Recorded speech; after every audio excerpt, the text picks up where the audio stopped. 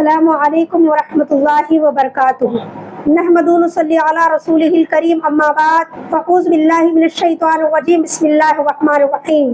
میں ہوں سمینہ خلیلی، آج کی خواتین اور اسلام میں آپ تمام خواتین کا استقبال کرتی ہوں۔ جیسے کہ پچھلی نشست میں ہم نے پردے اور سخاوت کے متعلق بیان فرمایا تھا، اور الحمدللہ آپ نے سنا ہوگا، اور یہ امید بھی ہے کہ آپ عمل کرنا شروع بھی کر دی ہوں گی۔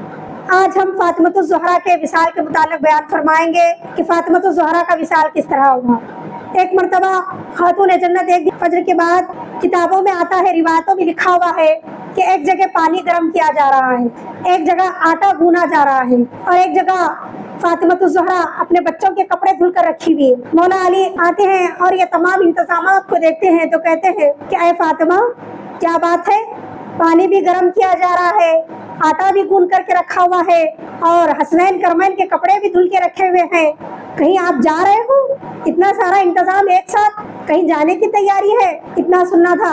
خاتون جنت مسکراتی ہے اور عرض کرتی ہے، اے میرے سرتاج، کل رات میرے خواب میں میرے بابا تشریف لائے تھے، اور ایسا لگ رہا ہے جیسے کہ کوئی چیز تلاش کر رہے ہیں۔ میں نے پوچھا، بابا، جب سے آپ گئے ہیں کسی نے مجھے ہنستے ہوئے نہیں دیکھا، میں دن رات آپ کو یاد کر کے روتی ہوں، 6 ماہ سے رو رہی، کسی نے مجھے ہنستا ہوا نہیں دیکھا۔ تو سرکار دو عالم صلی اللہ علیہ وسلم فرماتے ہیں، اے میری بچی، اے میری لخت جگر، اب جدائی کے دن دور ہو گئے، فرقت کے دن آ گئے، قریبی کے دن آ گئے، ملنے کے دن آ گئے۔ سبحان اللہ، سبحان اللہ۔ یہ سننے کے بعد فاطمہ الزہرا کرتی ہیں، بابا آپ کیا ارشاد فرما رہے ہیں؟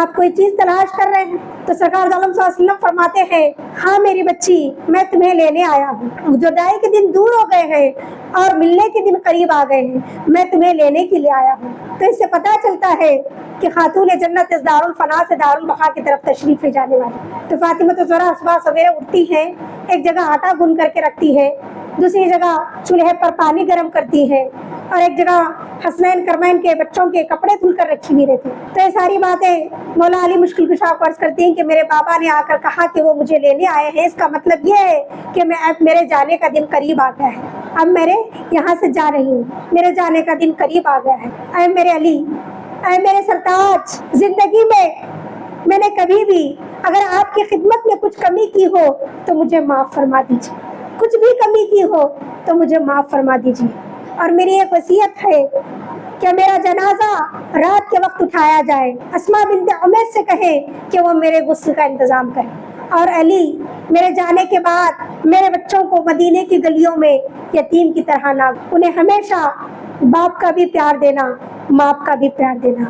اللہ اکبر، اللہ اکبر۔ اب یہ آخری باتیں کرنے کے بعد خاتون جنت اپنے بچوں کے پاس آتی ہے اور کہتی ہیں، اپنے بڑے بیٹے حسن سے کہتی ہے کہ حسن، حسین تم سے چھوٹا ہے، اپنے چھوٹے بھائی کا خیال رکھنا، اسے ہمیشہ پیار سے پیش آنا۔ چھوٹے بیٹے حسین سے کہتی ہے، اے میرے بچے حسین، میں جانتی ہوں کہ کربلا کے میدان میں تم شہید ہو جاؤ گے، لیکن اس امتحان میں ثابت قدم رکھنا۔ تم نے فاطمہ کا دودھ پیا ہے، اس دودھ کی لاج رکھ لینا۔ تم علی کے بیٹے ہو، علی کی شجاعت کی لاج رکھنا۔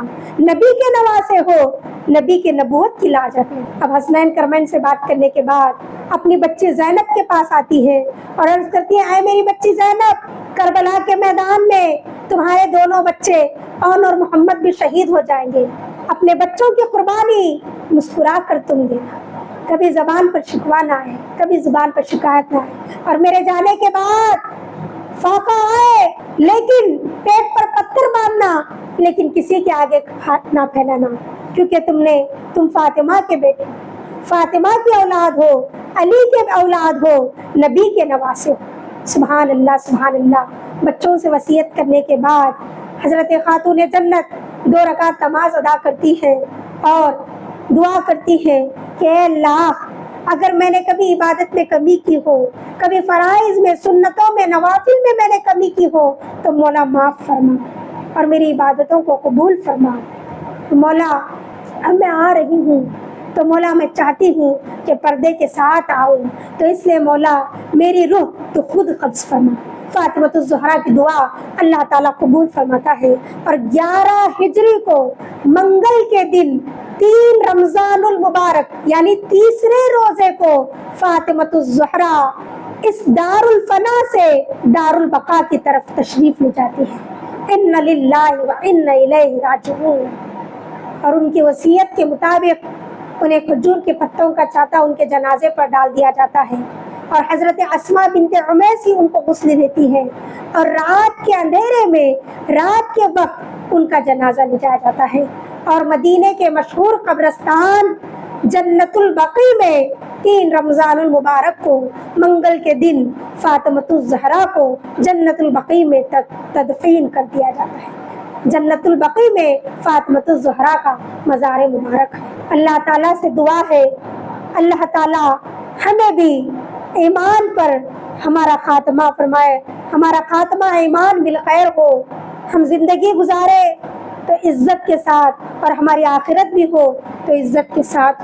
اللہ تعالیٰ ہمیں ذلیل و رسوا کرنے سے بچا لے، عزت و عظمت کی زندگی اور ہمیں آخرت نوازے، عزت کی زندگی دے اور عزت سے آخرت میں لے کر آئے، عزت کے ساتھ ہمارا خاتمہ بالخیر ہو اور ایمان پر ہمارا خاتمہ بالخیر ہو۔ وآخر دعوانا الحمدللہ رب العالمین۔ السلام علیکم ورحمۃ اللہ وبرکاتہ۔